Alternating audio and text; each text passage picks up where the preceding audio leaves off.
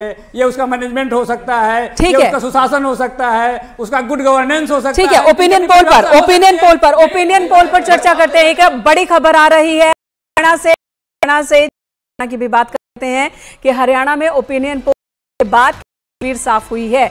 ये हम आपको दिखा देते हैं। हरियाणा में कुल सीटों की संख्या 10 है और 10 सीटों पर सर्वे किया गया, लोगों से बातचीत की गई। तो क्या कहना है लोगों का? हरियाणा में मजबूत स्थिति में है एनडीए।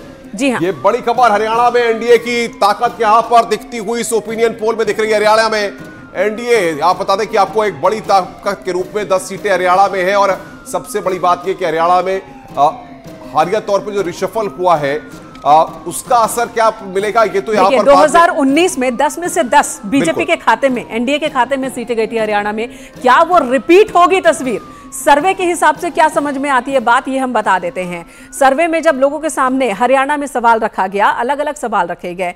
प्रधानमंत्री का सवाल रखा गया उनके सामने, साथ ही सवाल रखा गया बेहतर नेता कौन, कई सवाल सर्वे के दौरान के रखे गए। तो उन सवालों के जवाब जो मिले हैं उसके आधार पर क्या तस्वीर बन रही है, ये हम आपको बता देते हैं कि 10 में से कितनी सीटें बीजेपी के खाते में जाती दिख रही है, कितनी इंडी के खाते में जाती दिख रही है, ये हम आपको बता रहे हैं। हरियाणा में 10, बिल्कुल, यानी कि रिपीट होती तस्वीर दिख रही है कि 10 में 10 फिर एनडीए के साथ हरियाणा की ये तस्वीर दिख रही है। ये सुपड़ा साफ होने वाली स्थिति है, क्लीन स्वीप की स्थिति है। और ये यहां पर बताता है कि हरियाणा में देखिए किस तरीके से एनडीए का मेन का दबदबा पूरी तरह से कायम है। और वहां पर इंडी गठबंधन या और जो फैक्टर्स जिसको कि प्रभावी होने की चर्चाएं लगातार की जा रही थी, वो सारे धराशायी होते यहां पर इस ओपिनियन पोल में नजर आ रहे हैं। और सीधा फायदा एनडीए को एक बार फिर 2019 की तरह मिलता दिख रहा है।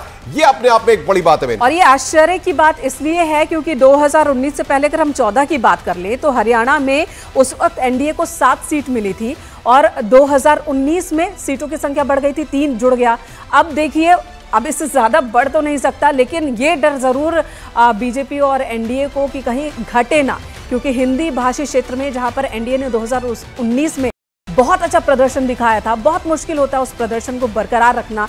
तो हरियाणा में बरकरार रखते हुए एनडीए अपने प्रदर्शन को दिख रही है। 10 लोकसभा सीट, 10 में से सर्वे के आधार पर जो तस्वीर बन रही है, 10 में से 10 फिर बीजेपी को जाती हुई ये सीटें नजर आ रही हैं, जबकि कांग्रेस को मायूसी, अदर्स को मायूसी एक बार फिर हरियाणा में देखने को मिल सकती है।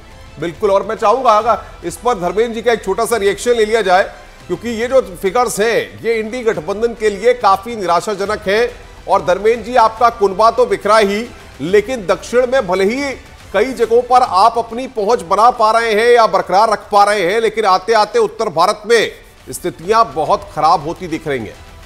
अनुपम जी, इस बात से बहुत हंसी आती है, जेजेपी जो पार्टी है वो एनडीए का हिस्सा थी, तो कुनबा उनका बिखरा है और आप बता रहे हैं कुनबा इंडिया गठबंधन का बिखरा है।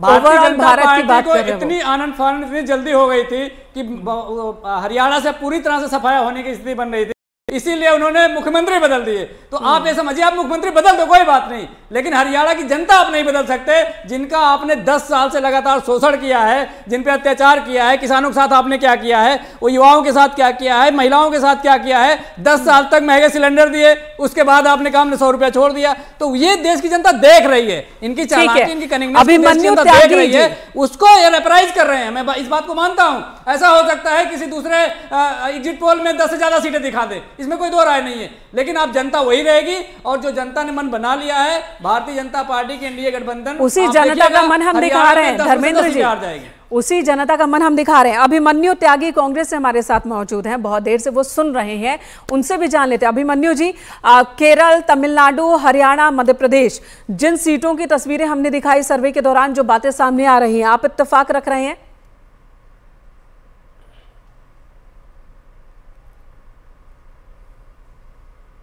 अभिमन्यु जी, आवाज पहुंच रही है आप तक? चलिए अभिमन्यु जी के पास चलेंगे। रतिभान जी भी हमारे साथ जुड़े हुए हैं, सीनियर जर्नलिस्ट।